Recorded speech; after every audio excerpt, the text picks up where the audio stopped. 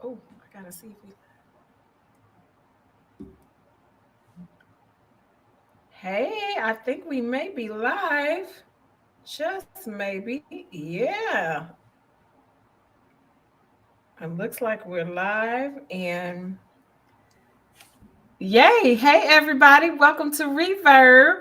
I am here. I am here. I am here. So we're going to get started. We had some technical difficulties tonight. So what we're going to do is we're going to see how far we get into this thing. And if we have to cut out, we already have a rescheduled date for September 25th, right? At our regularly scheduled time at 9 p.m. Central Standard Time, 10 p.m. Eastern Standard Time. And so I'm going to hop right into this. Let's see if we can get this thing moving.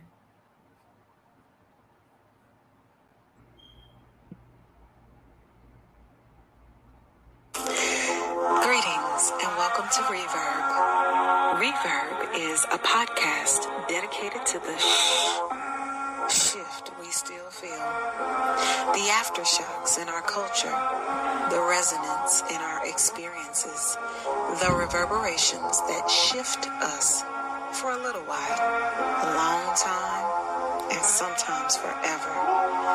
I'm Dr. Sharnae White, therapist, faith development expert, and content creator. I'm here with my ingenious, incomparable co-host, Timothy Hughes, a community activist, organizer, educator, innovator, and intellectual.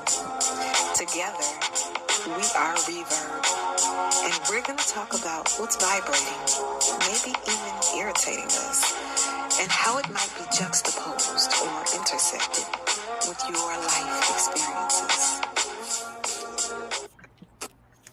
Yes. Okay. Welcome to Reverb, everybody. I am Dr. Sharnae White, and I have my incomparable host here, Timothy Hughes. Tim, give us a shout out. Do it.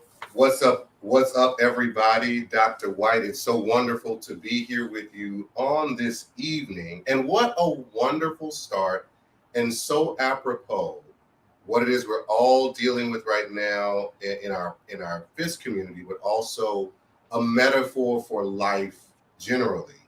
Is, we're overcoming challenges, dealing with the reverberations right now here in the Nashville context, the reverberations of a growing storm outside of my window. I am far enough away to be safe, but it has impacted some of our technology. And so it's been a challenge being able to get everything going and make sure we were connected.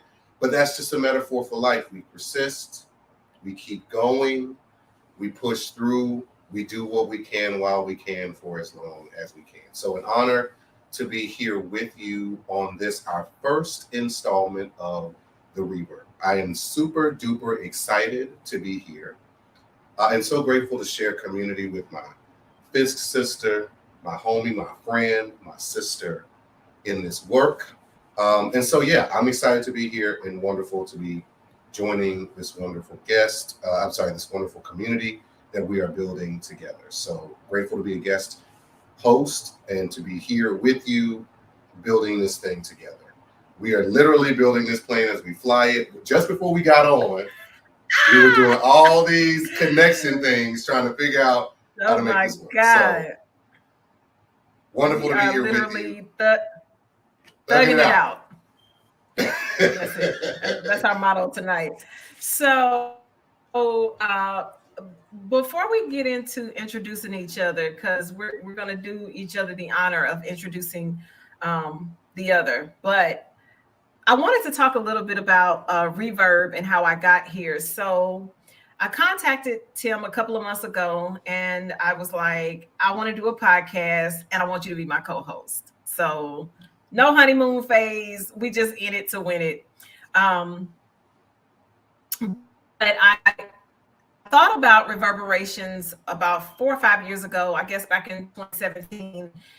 And I was going through something, and I'm going to be like super transparent in this moment. As I was reflecting and preparing for tonight, I wrote an op-ed on the reverberations of interracial marriage in the midst of me, and it was how Black men marry women who are not Black, and how that affects mothers and sisters. And I was really super transparent, and I got cold feet because, of course, I love my family, I love my community, and I just wasn't sure how it was going to be perceived. And I never shopped it, I never sent it out, I never put it on my blog, I never did anything with it, but I gave it to people that I felt like I could trust, people that I felt safe with, that I could at least dialogue and see if anybody else felt like this topic was reverberating with them.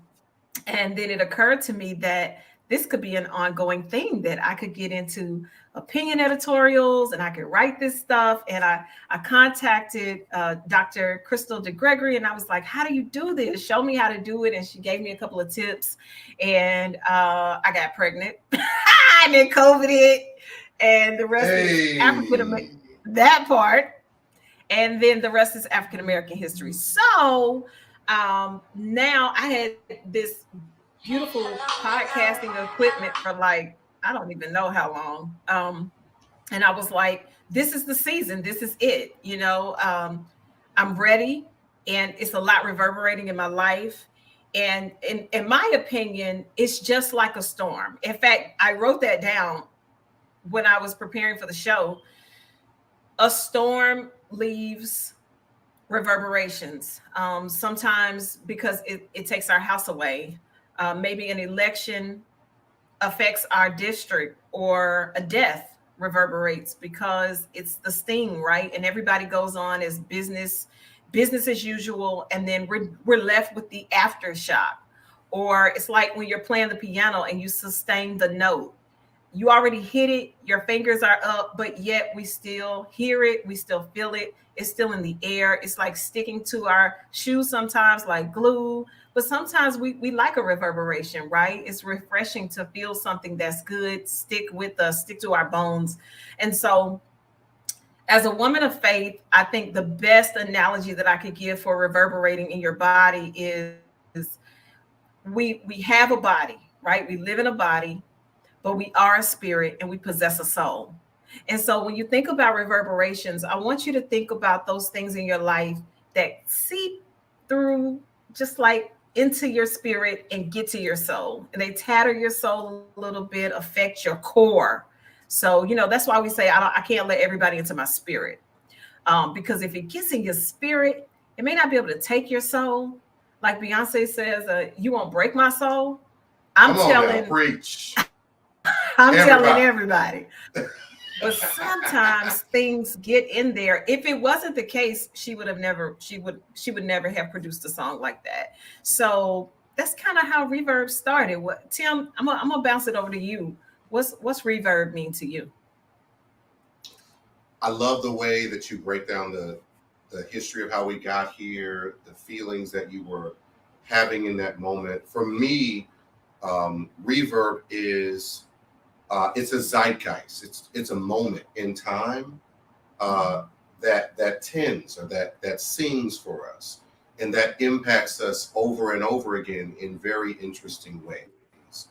Of course, we're having this show on September the 11th, 2022. What is reverberating for me right now is a great sense of gratitude, because 21 years ago today, our country was going through a moment of trial and testing, where we were attacked, and where the community came together for a short time in ways that it had not before, but also in ways that were very complicated and problematic. And so reverberations, like you said, with the analogy of music and the pressing of the keys on the piano, there are ways that things will affect us and impact us, that will shake us up and shake us awake, but also has the power to shake things into place, that are powerful and Mm, meaningful. Um, yeah. and whether it shakes us up or it just shakes things into place, there are always things moving and shaking. And so when that happens, we have to recognize and acknowledge it and adjust to it in some instances so that we are not overtaken by it. And so 21 years ago, the reverberations of September 11th and terrorist attacks. And then I'm reminded too of another anniversary that we just recently celebrated, which brought me and my family away from Louisiana and into other contexts in Georgia and in Tennessee with Hurricane Katrina. We recently acknowledged the 19th anniversary of Hurricane Katrina impacting the lives of folks on the Gulf Coast and the reverberations of a storm that had not yet been seen in that size and magnitude that completely transformed not only the ecology of the Gulf Coast, but the lives of those folks who were residents on the Gulf Coast at the time. And so being a native of Baton Rouge, Louisiana, and having family and loved ones who were there on the Gulf Coast in New Orleans when that Category 5 storm impacted the lives and transformed the lives of so many people, I'm reminded both of the ways in which we can never be fully prepared for all that may befall us, but that the level of resilience that is required, the level of patience, fortitude, determination, a willingness to push forward and to sustain ourselves, to tap into those things that are greater than us, that allow us to sustain ourselves and to remain in place and strong and steadfast even after tremendous battering winds and storms, both metaphorical and in the case of Katrina and Rita, physical, is what reverberates for me.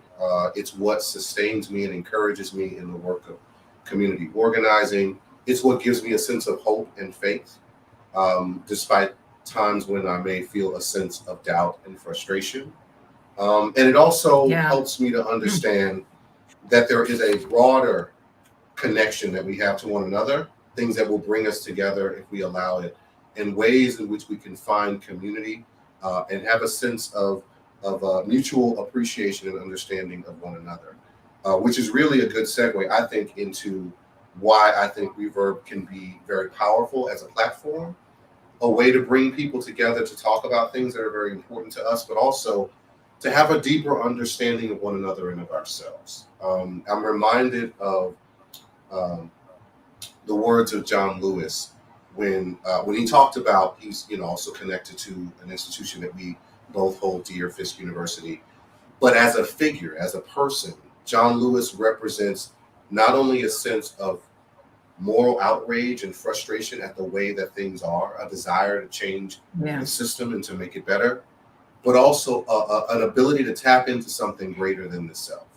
a deep man of faith, but also a man who was both very well trained and had a deep understanding of the importance of community, of strategy, of building and leaving legacy.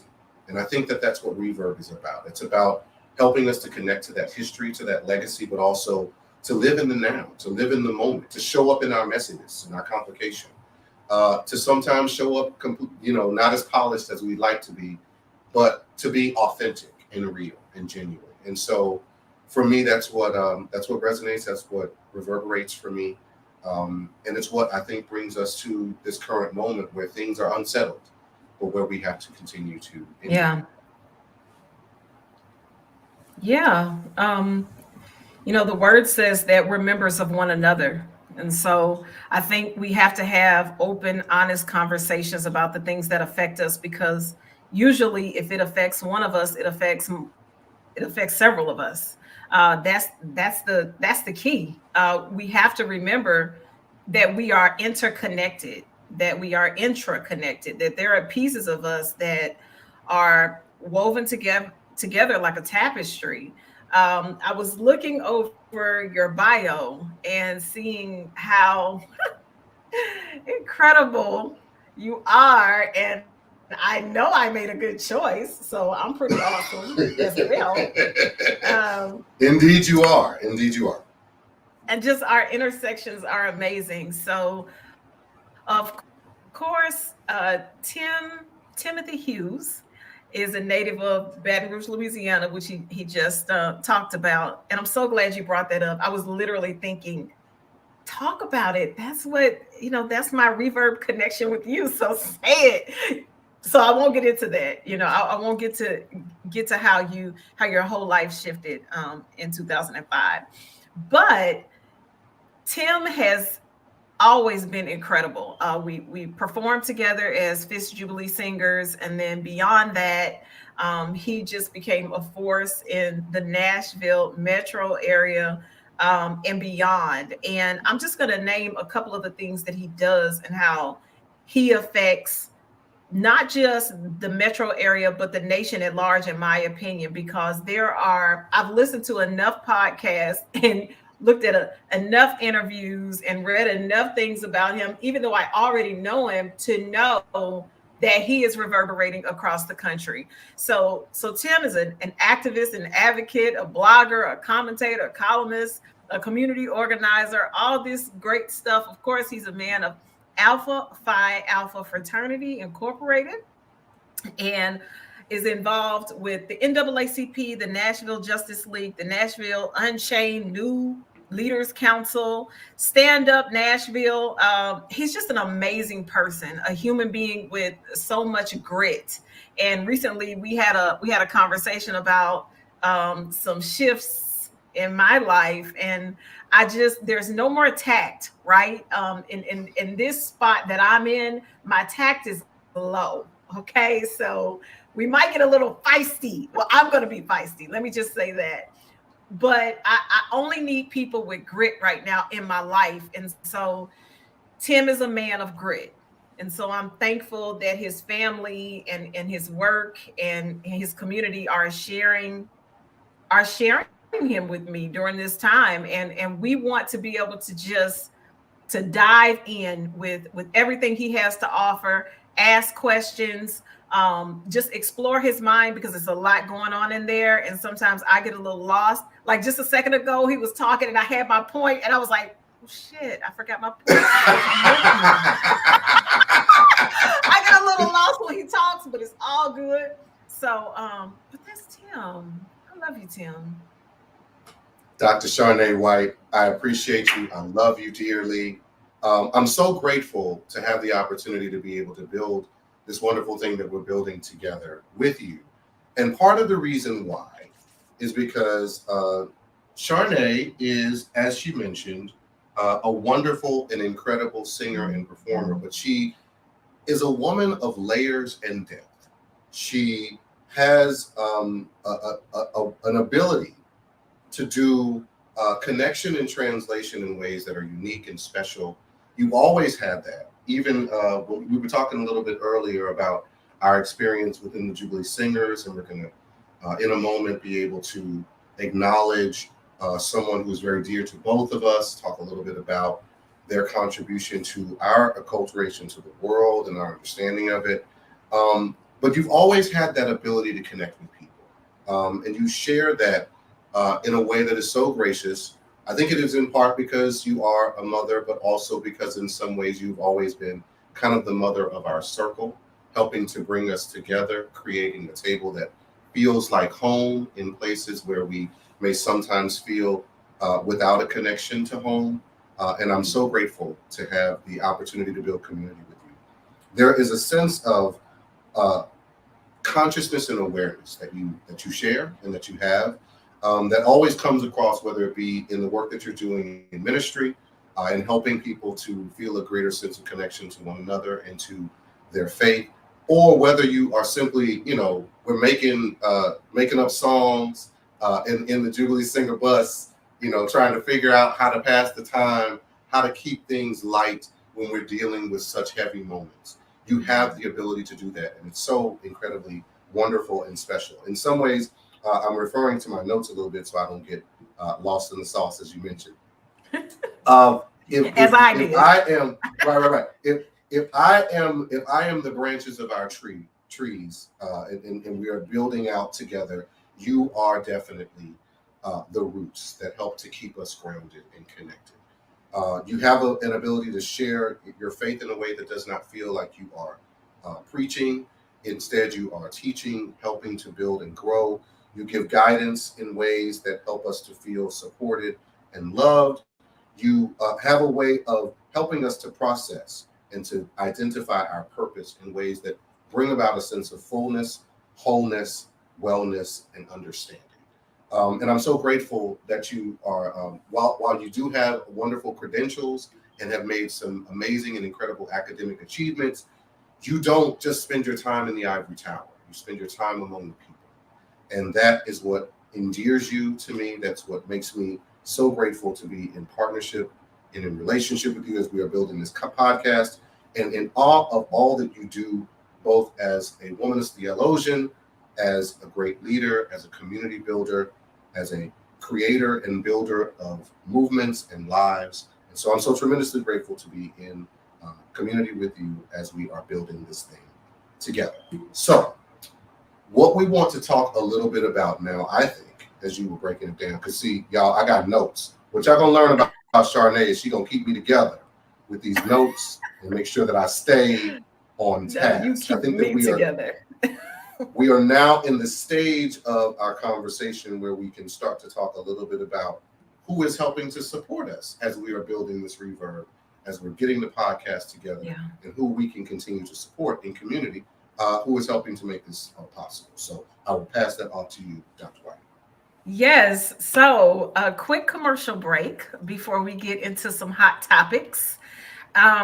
I just wanted to let you guys know that we have some opportunities for the Atlanta and Nashville metro area small businesses to have ad spots on our podcast. We want to be able to reach consumers, and Tim and I have an amazing base. This is very much so a grassroots opportunity for both of us. We always connect with others in partnership and collaborate in spaces like this, right? And this is our first time, I think, for both of us doing something to this magnitude. So we're really looking forward to giving businesses and nonprofits and communities opportunities to put their ads right in our space. So that's going to be coming forward within the next week or so. And we want to be able to reach both markets, Atlanta and Nashville. And that's why we're going to be doing some of our shows together in the same space, because we want people to feel us, right? We don't want to just be in a space where he's here and I'm there, but when we come together, we want to be a force to be reckoned with. So if that interests you in any way, if you're just trying to get, connect your consumers or connect with people, this is definitely going to be, Reverb is going to be a space for that. So that's our commercial break, right? It's tight, but it's right. Now, let's get into the reverberating topics. Let's get into it. I'm so excited about these reverberating topics, y'all. We are going to do some really, really great and exciting and engaging discussion and conversation. And we want you to be a part of the conversation, right? We want you to contribute to these ideas. We want to hear what reverberates with you. We want your ideas. We want your topics. We want your suggestions. So, Dr. White, give us a breakdown, a rundown of a few of the kinds of things that are going to be reverberating with us as we have these conversations in the near future. Yeah, so one of the first topics that we both, I believe, brought to the table, and let me just say this as well. Tim is such, I don't even know what the exact word is, but an advocate for women. In fact, I think he's more of a feminist than me, and that is like, I'm literally not. I've been thinking about how to say that all day, but it just came out the way I felt it. It's a real thing. It's a real thing, and I'm a believer and a supporter and a cheerleader for Black women specifically. So absolutely, I agree with you, and definitely, we'll bet on Black women 7 days in 7. Every day. So the first topic that we wanted to just kind of dive into really briefly tonight was imposter syndrome. We're not going to completely swim in this, because we want to be able to give it its own air and time to really chisel through. So many people are being affected by this ideology of imposter syndrome without really understanding the backdrop of it. And that's what happens when new definitions drop, right? They get in media, they get on the internet, the Urban Dictionary decides what we are, and then we kind of just acclimate and we just decide if what side of that definition we're going to be on. But to me, imposter syndrome is bigger than just doubting your abilities or feeling like a fraud. To me, you have to get there from somewhere. So you just don't end up with insecurities. And I know as a Black woman, this has been a constant situation of you're dealing with imposter syndrome or someone projecting that on me or my sisters, or when we accept that we might be dealing with some pieces of feeling like we're not enough. I know for me, Tim, I was in that space specifically in ministry and definitely in counseling, because at the point where I entered both of those professions, I was always told that I didn't have enough. And so I went back and got more. I completed the new members classes over and over again. And then I went to the seminars and the conferences and I got the degrees. And then when they told me, well, you can't do this kind of counseling, but you can do this kind, I went back and got another certification. And you just keep climbing. And all of these insecurities begin to soak in, and you can't tell yourself apart from the idea of being an imposter, as if you're trying to present something that you're not, which is not what any of us wants to do. It's never Right. intended, but yet it happens. And I'm trying to figure out, why is that? How do we land in that space where women, Black women in particular, are kind of pigeonholed with this idea of not presenting who they are, or feeling like they have to keep achieving. Like, why? I even had I had a Black man to tell me when I was square in the middle of my doctorate, what are you trying to prove? And I was like, I'm not trying to prove anything. This has been a lifelong dream of mine. It's going to put me in some places that I want to be in, to affect some communities that I want to affect, that I feel called to, because this is not a job that I'm in. This is my work. So I felt like I had, and then it made me kind of second guess myself. Well, what do I have to prove? And why am I even asking myself that question? But it was in the air, so I had to deal with it. So, Yes. what do you think of Tim?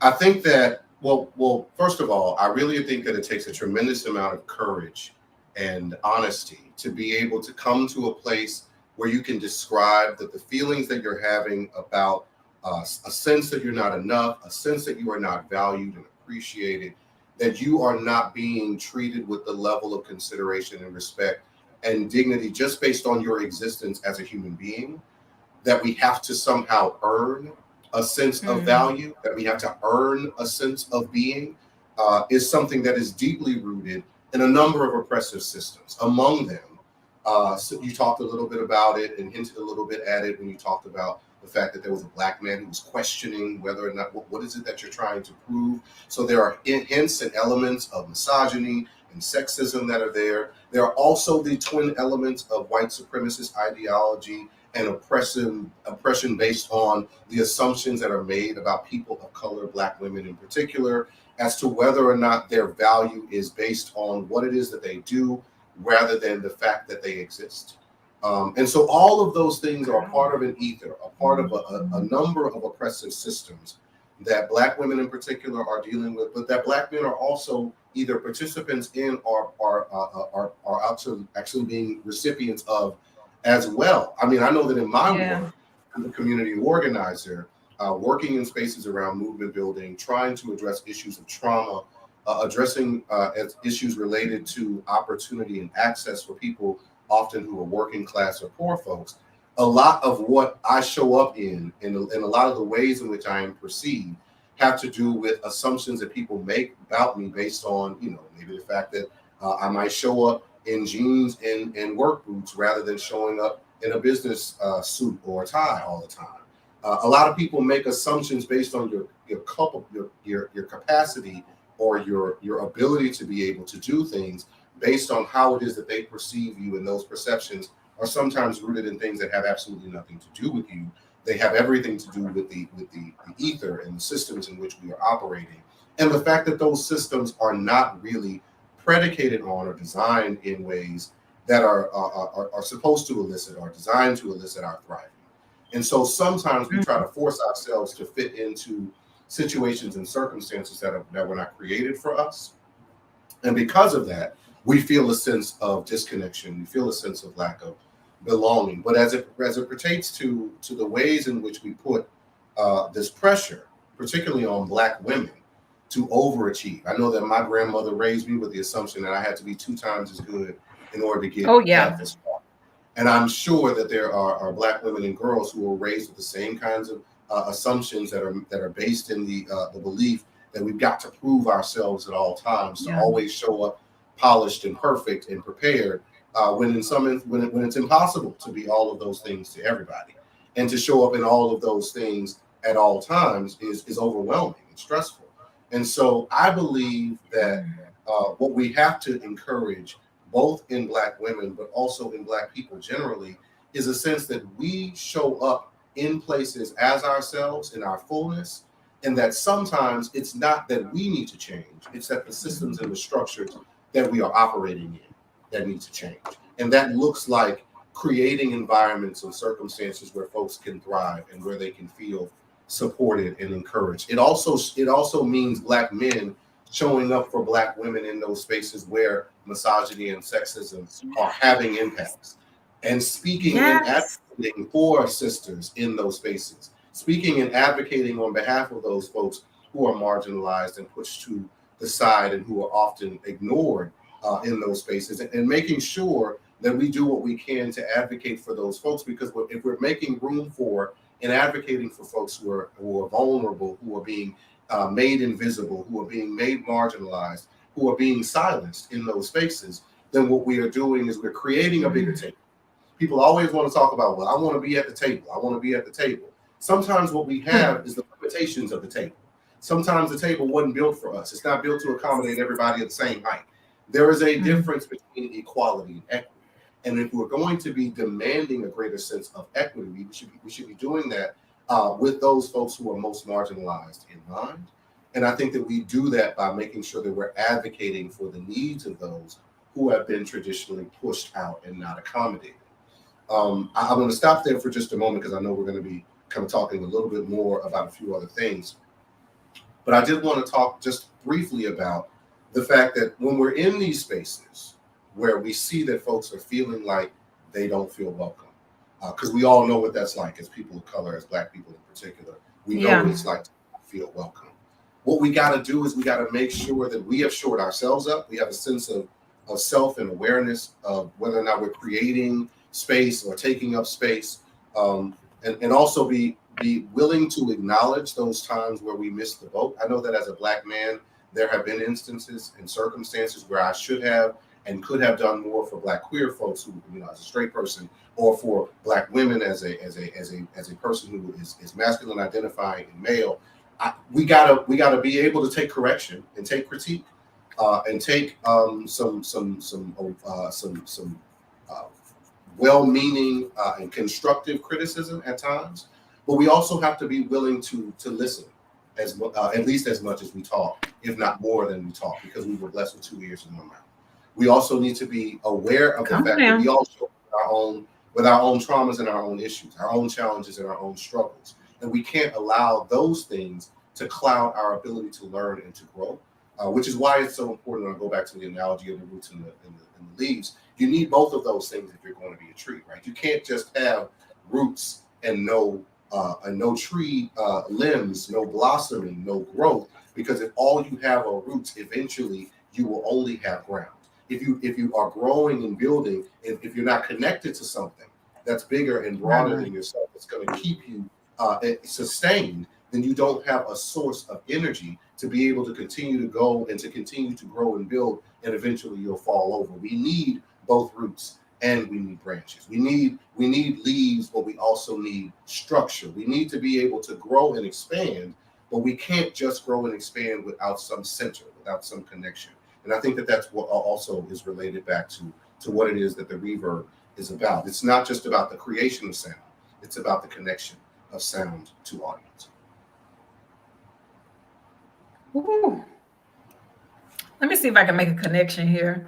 Um, so our next topic is gentrification, and I want to make a bridge of imposter syndrome because I know as a person who has just had to wrestle with the ideas of how that pushes you to the margins of life, pushes you to the margins of your profession, makes you feel like, there's work that you have to do to be at the table, as you said. To me, there's nothing that says that more than gentrification. And you said being able to take correction. And I feel like as a Black woman, I expect it. I expect to be corrected.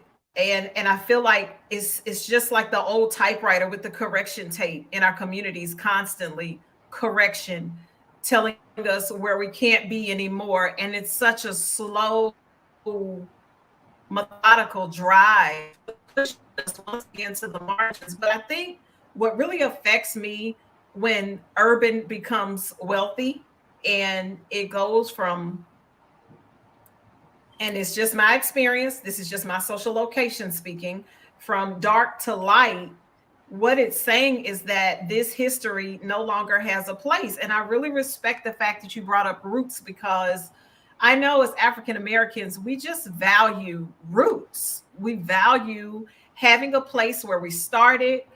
We want to know where we are and we want to know where we're going. And I know, living in the DC metro area for 3 years, I watched it early on in the 2000s, and now in the Atlanta metro area, it was kind of like a slow trickle effect once I moved here.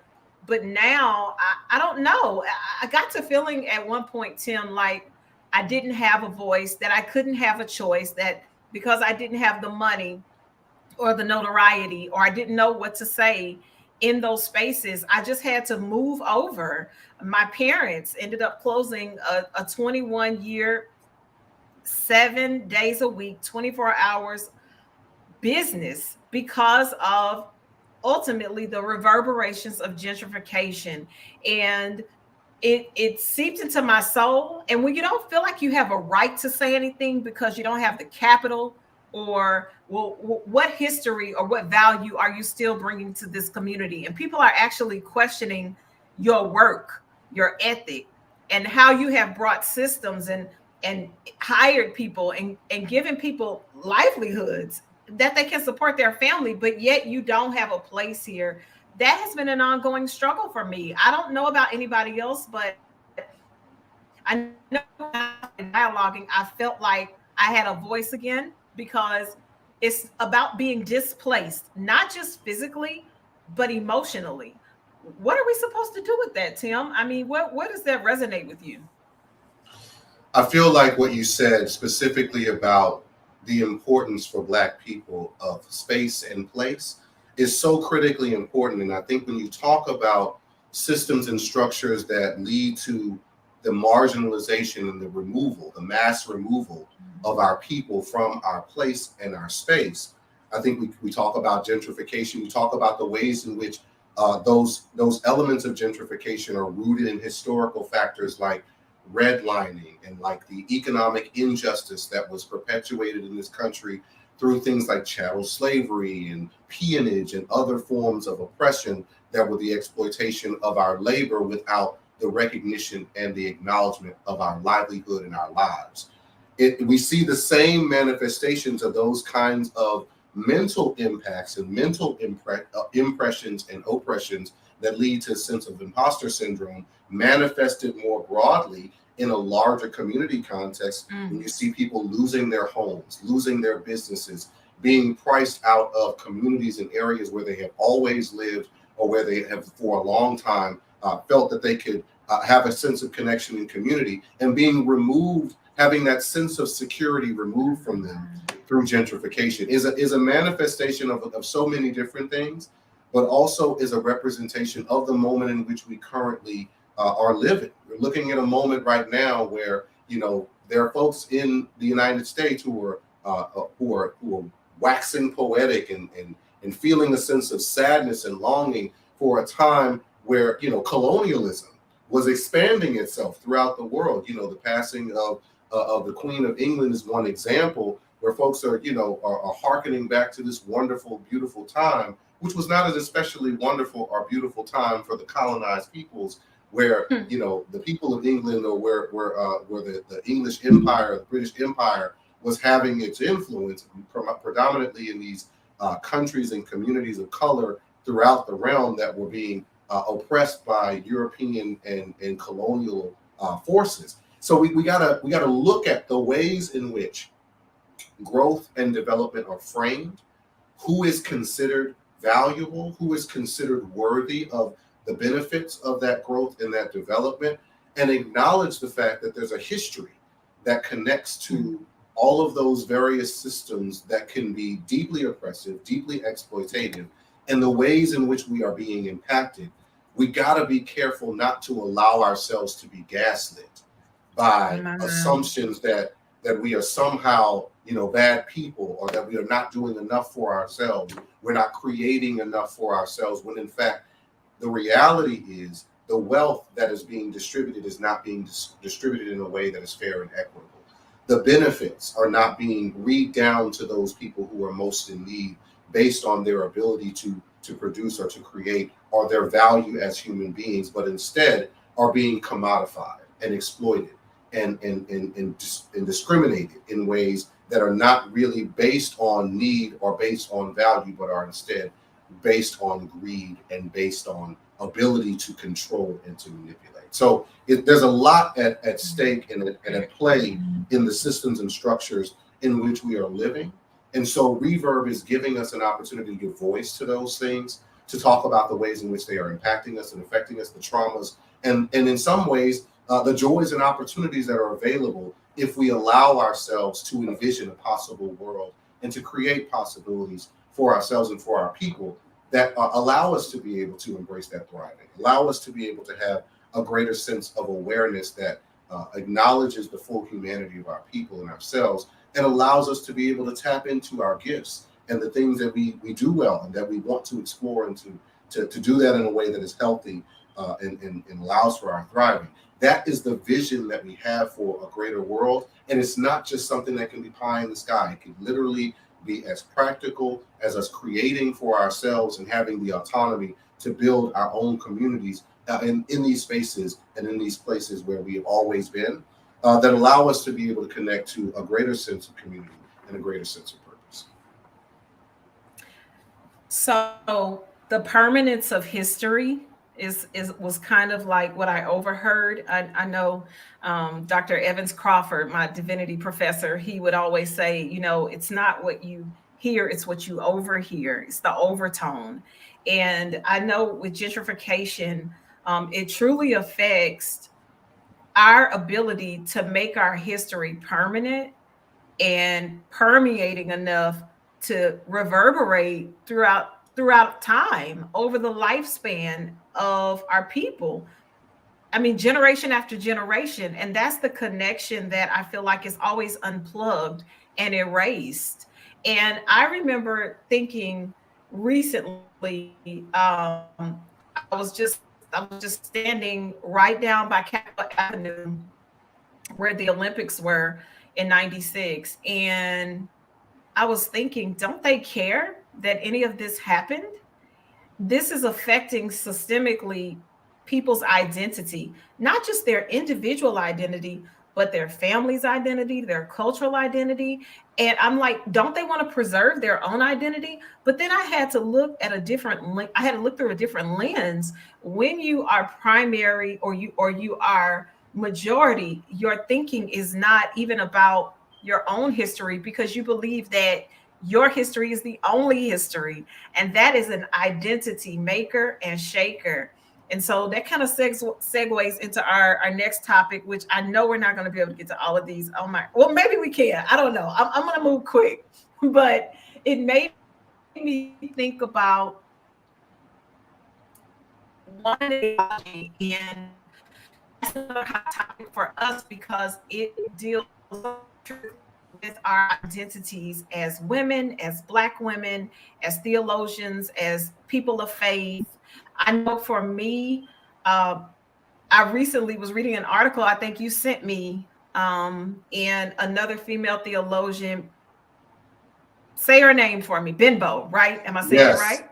yes. Candace Bimbo, who is incredible, amazing. Can Those of you who are listening, if you can check out her book, Red Lip Theology, it is incredible and amazing. If you are interested in progressive movement in womanist theological discussion and ideology, if you are passionate about supporting Black women, if you want to understand from a different lens how it is that we are building a new kind of theology and a deeper understanding of those who have been left out of the conversation, please, please, please make sure that you are listening to, reading up on, learning about Candace Marie Benbow. She is incredible and amazing. Yes. And so in this particular podcast, she was talking about identifying in her majority white divinity school and having to basically um say who she was. Are you a womanist theologian? Are you a Black theologist? Where do you come from? Because really there's only one theology. Or are you some type of schism or some break off theology?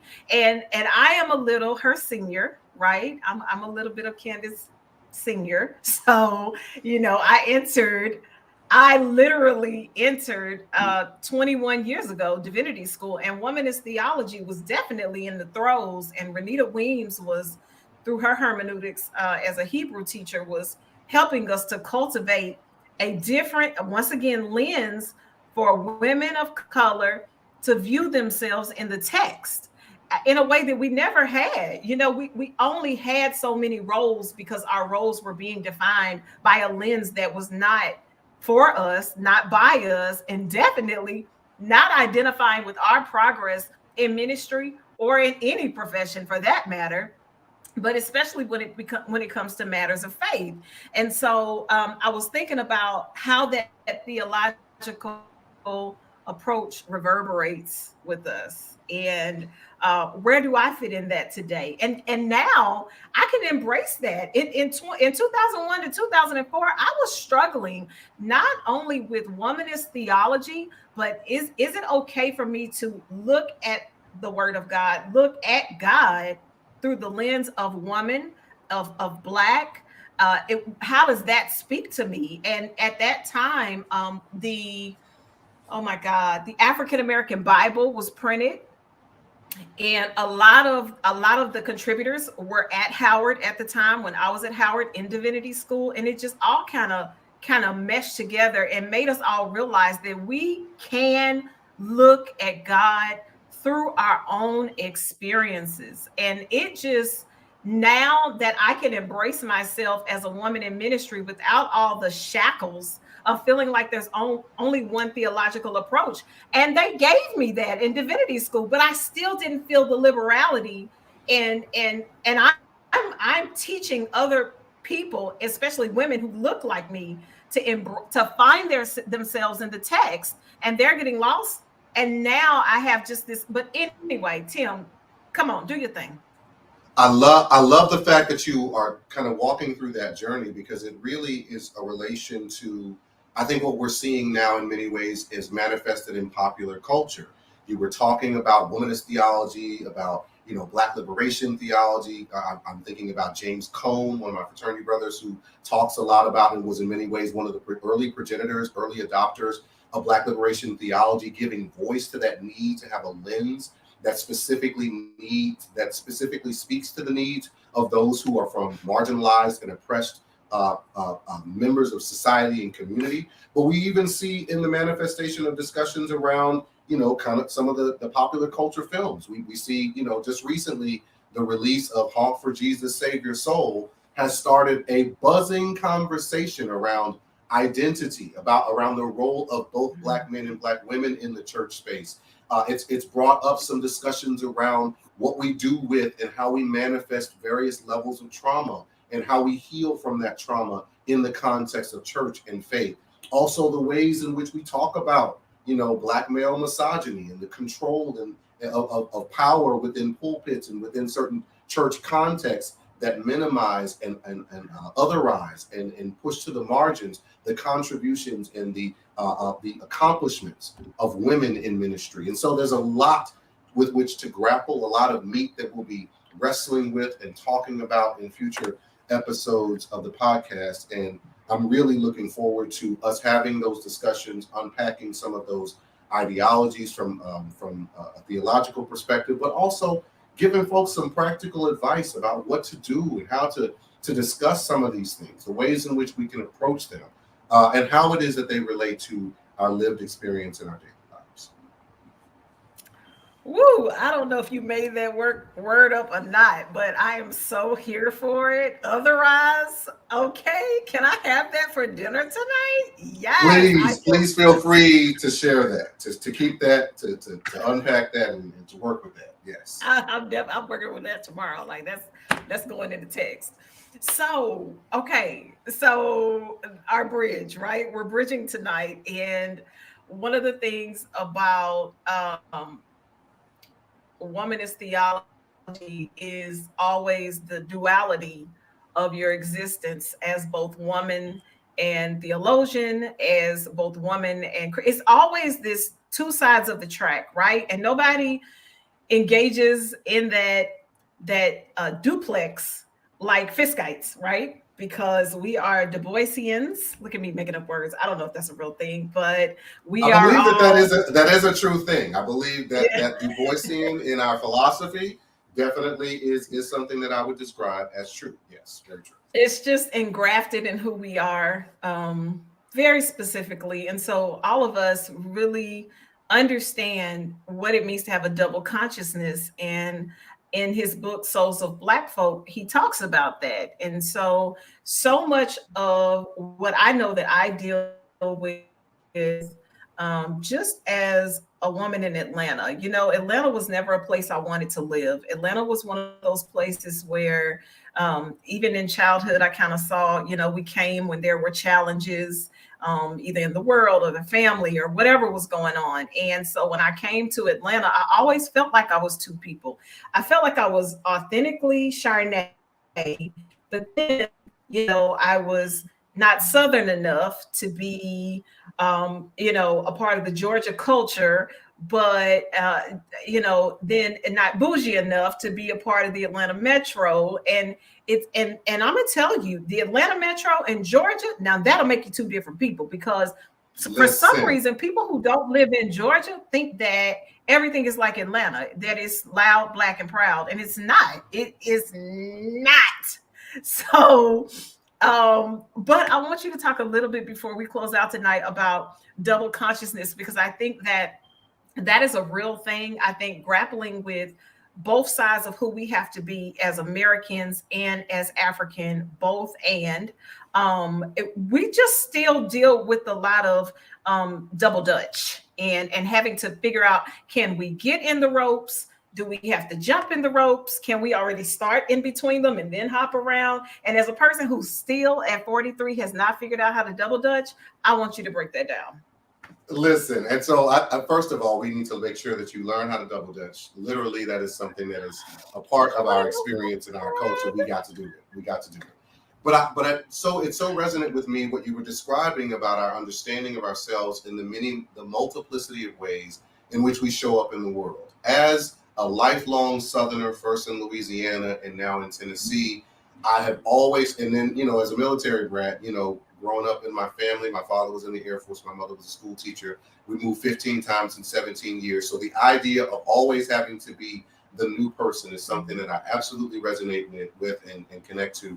I also feel that having been in spaces where I've worked in corporate environments as a consultant with Fortune 500 companies, and now working in spaces where I am oftentimes surrounded by folks who are protesting outside of corporations, demanding greater accountability and justice.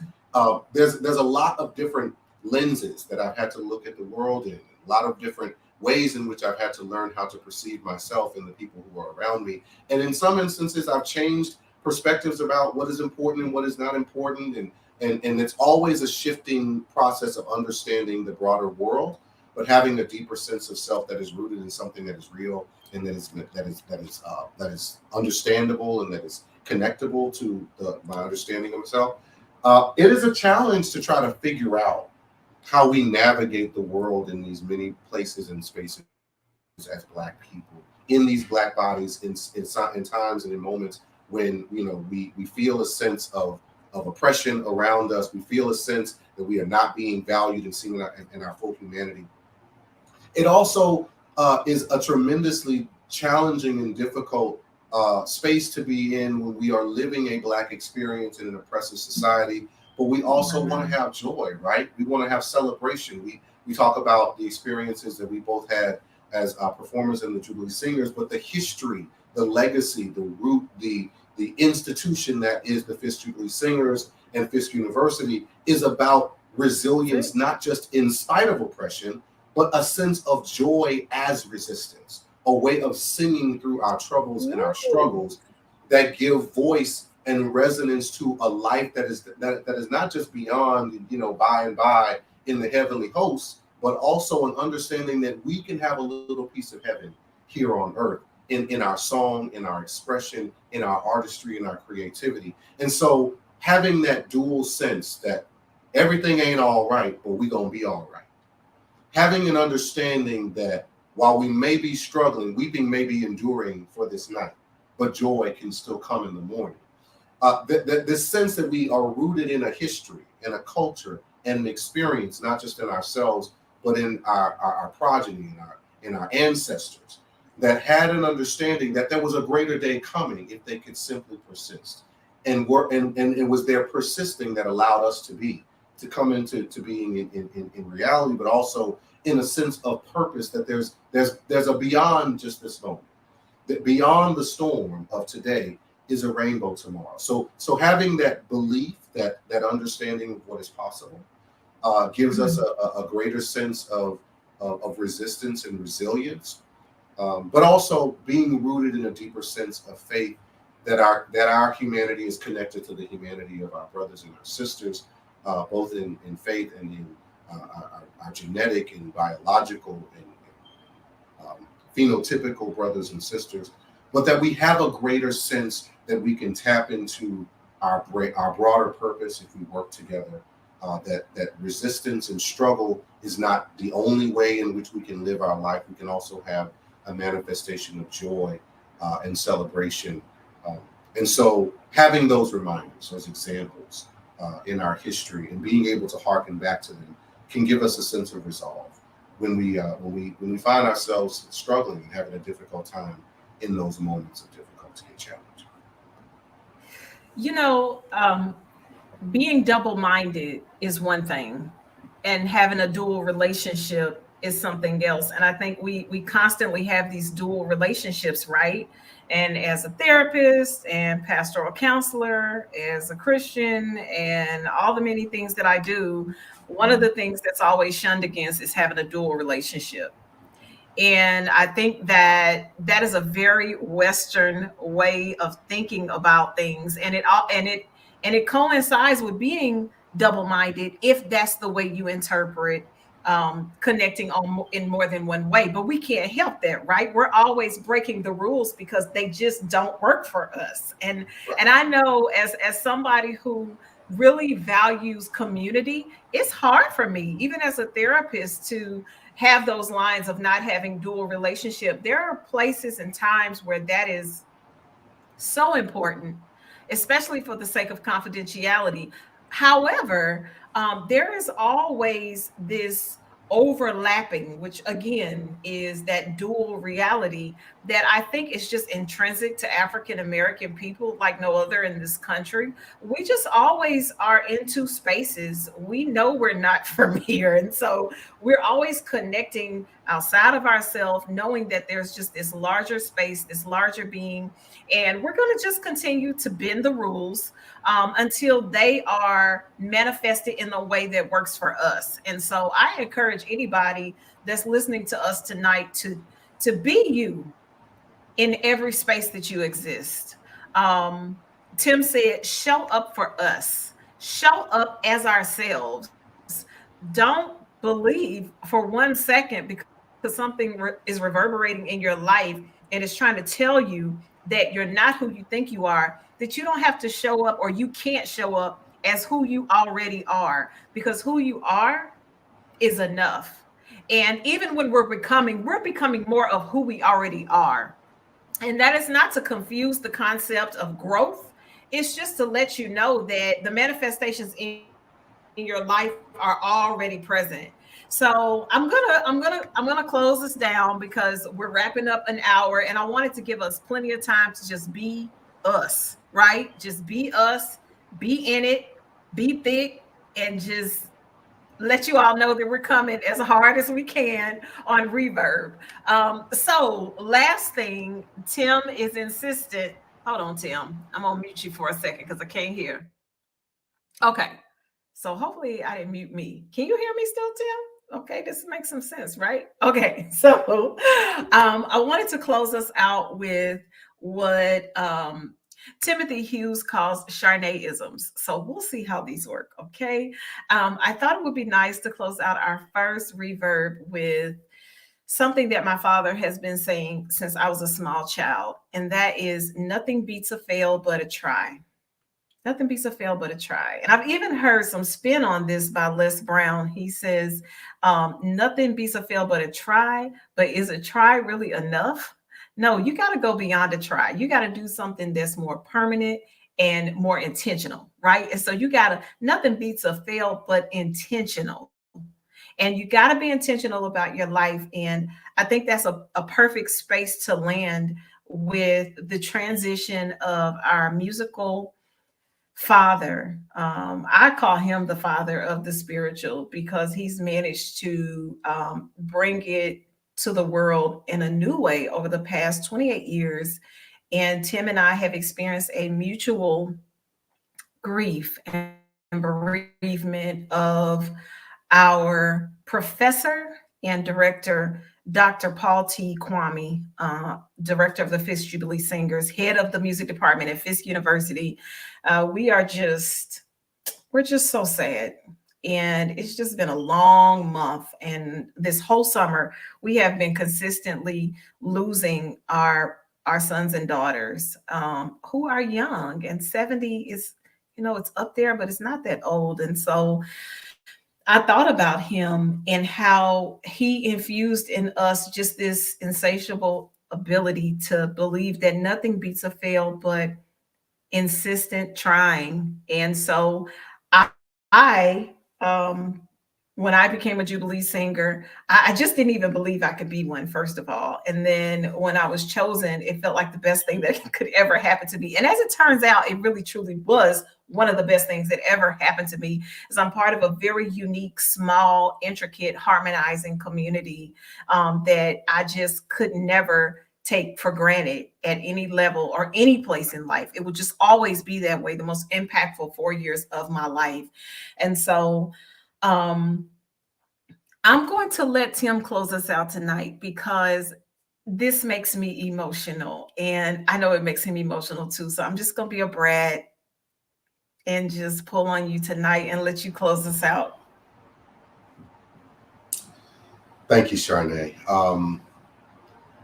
I'm so immensely grateful for the role that Dr. Paul T. Kwame had in my life at a time when I needed a father figure, uh, at a time when I needed a cheerleader, a supporter.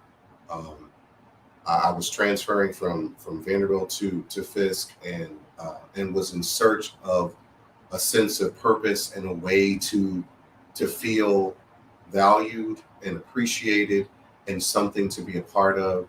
And Dr. Kwame came and pulled me up from the muck and the mire and gave me a sense of connection to history and purpose that has been one of the most transformative experiences of my life. Um, I can never be, I can never thank him enough for the role that he played in helping to give me and so many others a sense of purpose and connection that was greater than a song could even be, that was greater than a performance could even be. He was and is and remains one of the most pivotal figures in my acculturation as a person, as the person that I am today. There's not a day that goes by that a lesson that he taught me um, does not help me to get to a better place. And so I'm so thankful to him, to his family, um, to all of our fellow Jews who are listening to this broadcast or may listen to the rebroadcast. We are both mourning with you. We are standing together with you, virtually holding our pinkies together um, and singing. And we are so grateful. We are so blessed to have had the opportunity to have Paul T. Kwame in our lives. And so I'm overwhelmed both by the sadness of his passing, but by my joy at his going. Um, and so until we are together again, thank you, Paul Kwame, for all that you have done for us and with us and on behalf of us. And we know that you will always be with us.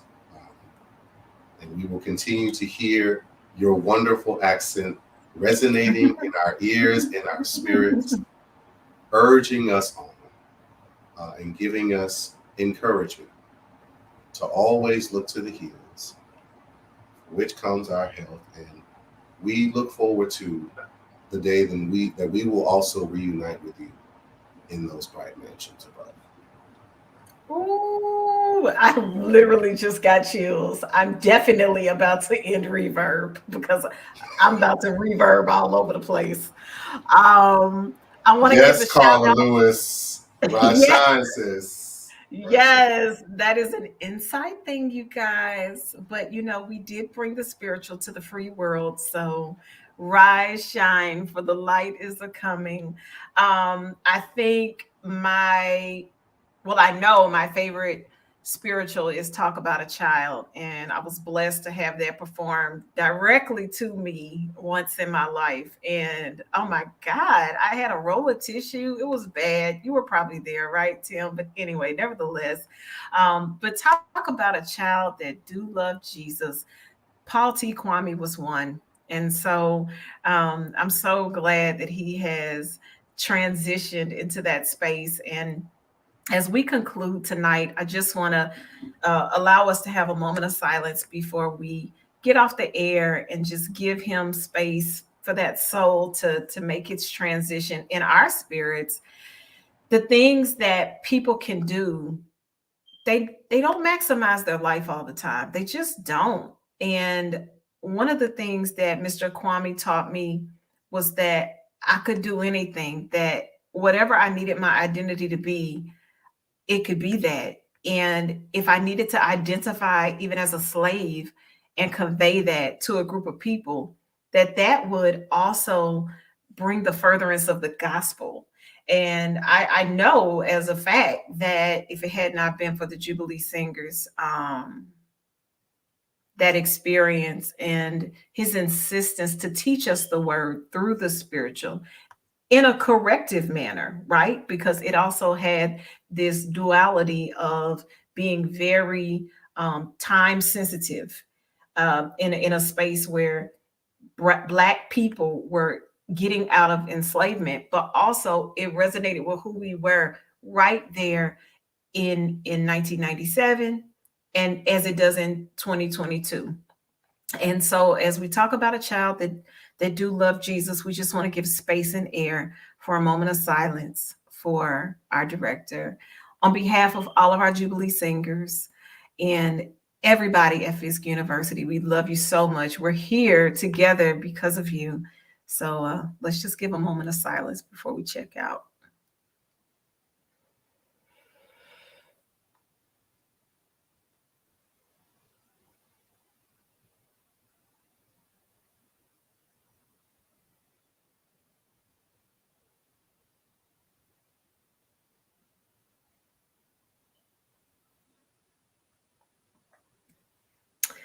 Thank you guys. That's Reverb. I am Dr. Charnay White, and this is otherwise.